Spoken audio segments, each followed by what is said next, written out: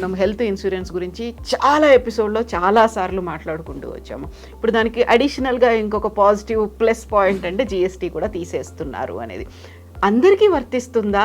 Limit అనేది ఏదైనా ఉంటుందా? హెల్త్ ఇన్సూరెన్స్ మీద అయితే మోస్ట్లీ ఈ స్టేట్ కౌన్సిల్ ఏం చేస్తుందంటే దాని మీద జిఎస్టీ ఎగ్జామ్షన్ ఫుల్గా ఇవ్వాలని అనుకుంటున్నాయి. ఇవి మేబీ దీపావళి నుంచి అమల్లోకి రావచ్చు. సో అక్కడ హెల్త్ ఇన్సూరెన్స్తో పాటుగా మళ్ళీ ఇంకొక రకంగా ఇన్వెస్ట్మెంట్లు కూడా చేసుకోవచ్చు వచ్చే బెనిఫిట్స్తో. యా, అంటే నేను పేరెంట్స్ తీసుకోవాలనుకున్నాను 50,000. సో ఇప్పుడు కొత్త రూల్ వచ్చిన తర్వాత నేను తీసుకుంటే 40,000. మ్యూచువల్ ఫండ్స్కి సంబంధించి చూస్తే అది ఇన్సూరెన్స్ ఇండస్ట్రీనే క్రాస్ చేయబోతోంది అనేటువంటి ఒక అంచనాలు ఉన్నాయి, నిజమే అంటారా? ఇండియాలో ఏంటంటే ఇన్వెస్ట్మెంట్స్ మీద అవేర్నెస్ అనేది పెరుగుతూ ఇప్పటి వరకు ఇన్సూరెన్స్ ఇండస్ట్రీ ఏం చేస్తుందంటే వాళ్ళు కవరేజ్ మీద ఫోకస్ చేయకుండా ఇన్వెస్ట్మెంట్ మీద ఫోకస్ చేసి సెల్ చేస్తుంది. బట్ ఇన్వెస్టర్స్కి అవేర్నెస్ రావడం వల్ల వాళ్ళు ప్యూర్లీ ఇన్వెస్ట్మెంట్స్ అంటే మ్యూచువల్ ఫండ్స్, స్టాక్స్ అలా డైరెక్ట్గా చేస్తున్నారు. నమస్తే, నేను Kavitha. Welcome to iDream. Health ఇన్సూరెన్స్ల గురించి చాలా మందికి అవగాహన వచ్చింది, మెల్లిమెల్లిగా దాని వైపు మొగ్గు చూపడం స్టార్ట్ అయింది. ఇక్కడే హెల్త్ ఇన్సూరెన్స్ల మీద జిఎస్టీ తీసేస్తున్నారు అనేటువంటి ఒక వార్త కూడా వచ్చింది. యాక్చువల్గా లిమిట్ అనేది ఎంతవరకు ఉంటుంది, జిఎస్టీ ఎప్పటి నుంచి తీసేస్తారు, బోల్డ్ అని డౌట్స్ ఉన్నాయి. వీటి గురించి మాట్లాడుకుందాం. మనతో పాటు ఫైనాన్షియల్ ఎక్స్పర్ట్ సాయిరామ్ గారు ఉన్నారు. సాయిరామ్ గారు, మనం హెల్త్ ఇన్సూరెన్స్ గురించి చాలా ఎపిసోడ్లో చాలా సార్లు మాట్లాడుకుంటూ వచ్చాము. ఇప్పుడు దానికి అడిషనల్గా ఇంకొక పాజిటివ్ ప్లస్ పాయింట్ అంటే జిఎస్టీ కూడా తీసేస్తున్నారు అనేది. అందరికీ వర్తిస్తుందా? లిమిట్ అనేది ఏదైనా ఉంటుందా? సో ప్రజెంట్ అయితే హెల్త్ ఇన్సూరెన్స్ మీద మొన్న ఆగస్ట్ 15 నుంచి అయితే న్యూస్ అయితే చాలా బాగా తిరుగుతుంది మేడం. సో హెల్త్ ఇన్సూరెన్స్ మీద అయితే మోస్ట్లీ ఈ స్టేట్ కౌన్సిల్ ఏం చేస్తుందంటే దాని మీద జిఎస్టీ ఎగ్జామ్షన్ ఫుల్గా ఇవ్వాలని అనుకుంటున్నాయి. ఇవి మేబీ దీపావళి నుంచి అమల్లోకి రావచ్చు. అసలు మెయిన్గా హెల్త్ ఇన్సూరెన్స్ ఎవరు తీసుకుంటారని చూస్తే పూర్ పీపుల్కి ఆరోగ్యశ్రీ ఉంది, రిచ్ పీపుల్కి పెట్టుకోగలరు. ఇంకా మిగిలిన ఎవరు? Middle class. వీళ్ళు ట్యాక్సులు కడతారు, వచ్చిన ఇన్కమ్ మీద ట్యాక్స్ కడతారు. అండ్ ఏమన్నా హెల్త్ హాస్పిటల్ అయితే ఖర్చు అవుతుంది కాబట్టి వాళ్ళు అది భరించలేరు కాబట్టి దానికి హెల్త్ ఇన్సూరెన్స్ కట్టుకుంటారు. దీని వల్ల గవర్నమెంట్ ఏం సబ్సిడీ ఇవ్వదు, బట్ దాని మీద 18% జిఎస్టీ వేస్తున్నారు. సో నార్మల్గా ఒక ఫ్యామిలీకి వైఫ్ అండ్ హస్బెండ్ 2 kids ఉంటే కనీసం 30,000 అయితే అవుతుంది మేడం. 30,000 ప్రీమియం అవుతుంది, దాని మీద 5,400 జిఎస్టీ ఉంటుంది. ఈ జిఎస్టీ చూసి చాలామంది ఏంటంటే అవాయిడ్ చేస్తున్నారు కూడా హెల్త్ ఇన్సూరెన్స్. చాలామంది నేను చూస్తుంది ఏంటంటే పేరెంట్స్కి వచ్చేసరికి 50,000 పైన అవుతుంది, అక్కడ ఒక 10,000 వరకు జిఎస్టీ పడుతుంది. ఈ 10,000 లేకపోతే కనుక చాలామంది ఇన్సూరెన్స్ తీసుకోవడానికి ఇంట్రెస్ట్ చూపిస్తారు. ఇప్పుడు ప్రజెంట్ ఏంటంటే జిఎస్టీ కౌన్సిల్ తీసుకున్న ఈ డెసిషన్ వల్ల చాలామంది మిడిల్ క్లాస్ పీపుల్కి చాలా యూస్ఫుల్ అవుతుంది.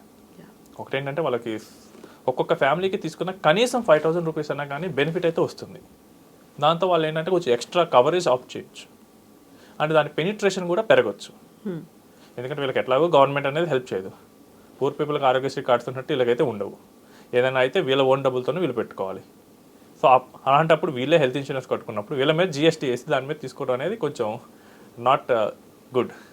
సో ప్రజెంట్ అయితే ఈ డెసిషన్ గవర్నమెంట్ తీసుకోవడం దాన్ని మనం ఆహ్వానించవచ్చు. కనీసం ఒక్కొక్క ఫ్యామిలీకి అయితే ఈజీగా 5,000 సేవింగ్స్ ఉండటం వల్ల వాళ్ళు దాన్ని బెటర్ పర్పస్కి అయితే ఇంకా చేయడానికైతే వీలుంటుంది. అండ్ ఇంకోటి ఏంటంటే టర్మ్ ఇన్సూరెన్స్ మీద కూడా తీసేస్తా అంటున్నారు. ఓకే, అక్కడ కూడా ఒక 80 term insurance or life insurance, అక్కడ కూడా టర్మ్ ఇన్సూరెన్స్కి అయితే 18%, నార్మల్ లైఫ్ ఇన్సూరెన్స్కి అయితే 4.5% వరకు ఉంటుంది. సో ఇవన్నీ మనకి ఇన్వెస్టర్కి వచ్చే సేవింగ్స్ లాంటివి. సో ఇన్వెస్టర్ కనుక అక్టోబర్ మంత్లో కనుక తీసుకోవాలనుకుంటే కనుక జస్ట్ దీపావళి వరకు వెయిట్ చేయండి.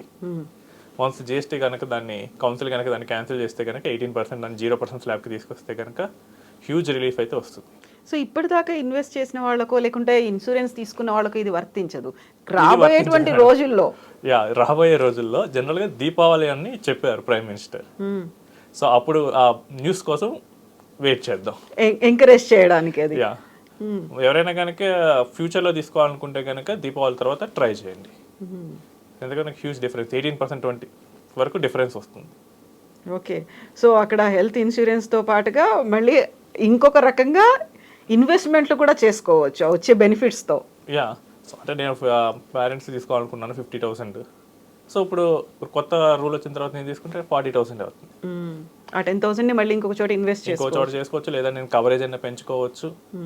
చాలా మంది అయితే భయపడుతున్నారు మేడం, ఇన్సూరెన్స్ కాస్ట్లు విపరీతంగా పెరిగిపోతున్నాయి, దాని మీద 18% ఎక్స్ట్రా. సో నేను చూశాను 2024లో వాళ్ళు 40,000 పెట్టి కొన్నారు, పాలసీని.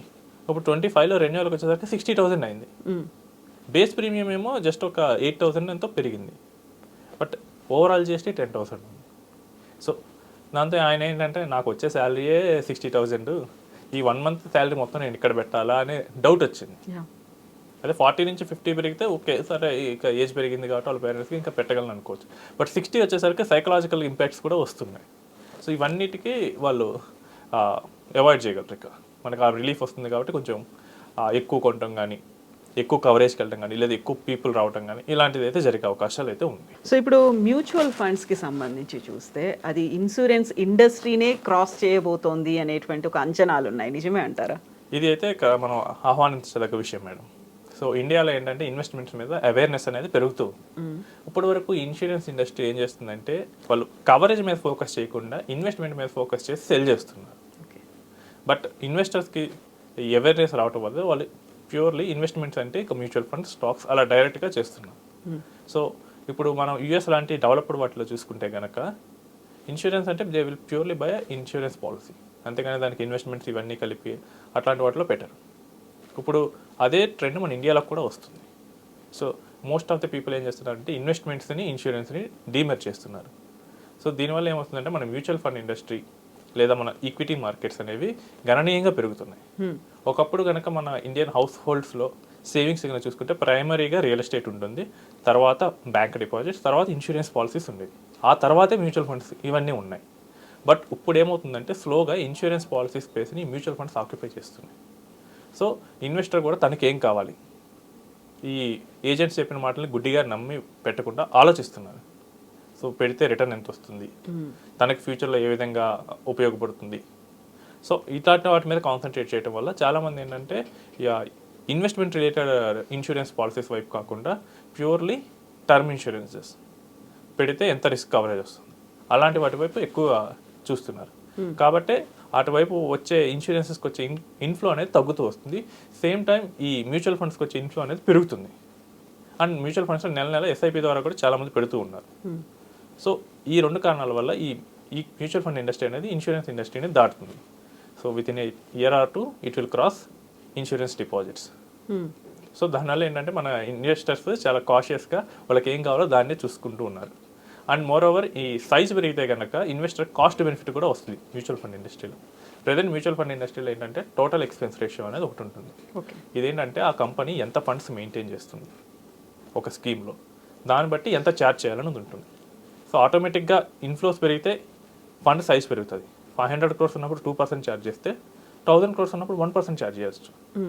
సో అప్పుడు అట్లా పెట్టి ఇన్వెస్టర్కి బెనిఫిట్ అవుతూ ఉంటుంది. సో ఇన్వెస్టర్ అయితే కనుక రేపు ఫ్యూచర్లో అయితే కనుక ఆయన టోటల్ ఎక్స్పెన్స్ రేషియో కూడా తగ్గొచ్చు కాబట్టి రిటర్న్స్ కూడా పెరిగే అవకాశాలు అయితే ఉన్నాయి. And more over investor point of వ్యూలో మిస్ సెల్లింగ్ అనేది తగ్గుతూ ఉంటుంది. ఒకప్పుడు అయితే కనుక అది పెట్టండి మీకు ఏంటి 10 times వస్తుంది అని చెప్పి ఇన్సూరెన్స్ పాలసీస్ అమ్మారు. ఇప్పుడు అలాంటి సీనారియోస్ తగ్గుతూ వస్తుంది అవేర్నెస్ పెరగడం వల్ల. సో దీనివల్ల మనకి ఇన్సూరెన్స్ ఇండస్ట్రీని మ్యూచువల్ ఫండ్ ఇండస్ట్రీ క్రాస్ చేస్తుంది మోర్ అవేర్నెస్ పెరగడం. సో ఇప్పుడు మనం ఎడ్యుకేట్ అవ్వాల్సినటువంటి అవసరం ఉంది, మోర్ అలర్ట్గా కూడా ఉండాలి కదా. అవును మేడం. సో ఈ రెండిటి వల్ల ఎడ్యుకేట్ అయ్యి అలర్ట్గా ఉండటం వల్లే ఇది అంతా క్రాస్ అవుతోంది ఇప్పుడు. అండ్ ఫ్యూచర్లో ఏంటంటే డెవలప్డ్ ఎకానమీ లాగా యూఎస్ అలాంటి డెవలప్డ్ ఎకానమీస్ అయితే బ్యాంక్ డిపాజిట్స్ని కూడా క్రాస్ చేసాయి. బట్ మనం ఇంకా దానికి ఒక 25-30 years దూరంలో అయితే ఉంటాం. మనం ఏంటంటే ఈ ఈక్విటీ వాటిలో పెట్టినప్పుడు ఆటోమేటిక్గా కంపెనీస్లో ఇన్వెస్ట్ చేస్తాయి. Companies will get cash, companies will invest more, will get a jobs. ఇక ఇది ఎకానమీ సైకిల్ అనేది సర్కిల్ లాగా అవుతుంది. బట్ ఆ స్టేజ్లోకి అయితే మనం ఎంటర్ అవుతూ ఉంటాం. 5th నుంచి 4thకి వచ్చాం, జపాన్ని క్రాస్ చేసాం.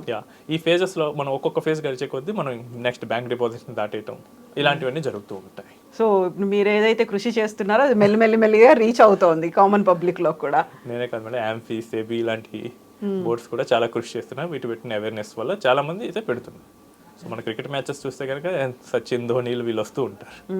సో వీళ్ళ వల్ల అవేర్నెస్ కూడా పెరుగుతుంది. సో దానివల్ల మోస్ట్ పీపుల్ ఇన్వెస్ట్ చేస్తున్నారు. Yes, అండి. Thank you so much, Sairam. Thanks, man. And for more videos, please subscribe to iDream. Please subscribe to iDream. Please subscribe iDream. And please subscribe to iDream. For more videos, subscribe to iDream. please like, share and subscribe to the channel. Congratulations, iDream. Subscribe to iDream. Subscribe to iDream. So subscribe to iDream Media. IDream team అందరికి huge congratulations. Please subscribe iDream Media. Please subscribe to iDream. Subscribe iDream. Please subscribe to iDream.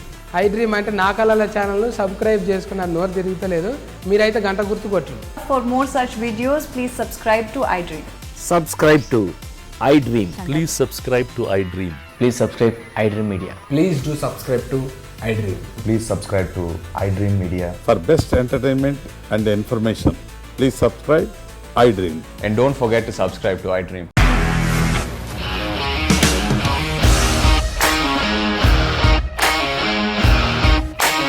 ఇండస్ట్రీలో commitment issues వస్తే నీకు కూడా వచ్చినట్టు. Morning తీసుకెళ్ళాడంటే కొట్టి పడేశాడు.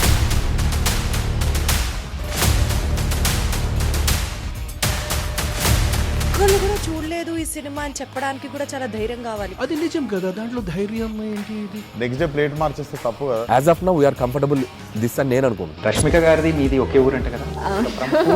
నీకు కోపం వచ్చిందంటే బాగా తిట్టేత్తరా? తిట్టేద్దామండి. నిజంగా గేమ్ ని ఎలా చేంజ్ చేయగలిగారు? ఏపీఎస్ఎఫ్సి వాళ్ళకి 6 నెలల్లో నేను 6 లక్షలు కట్టా. బిజినెస్ చేయాలనుకుంటే it is as difficult as riding a tiger.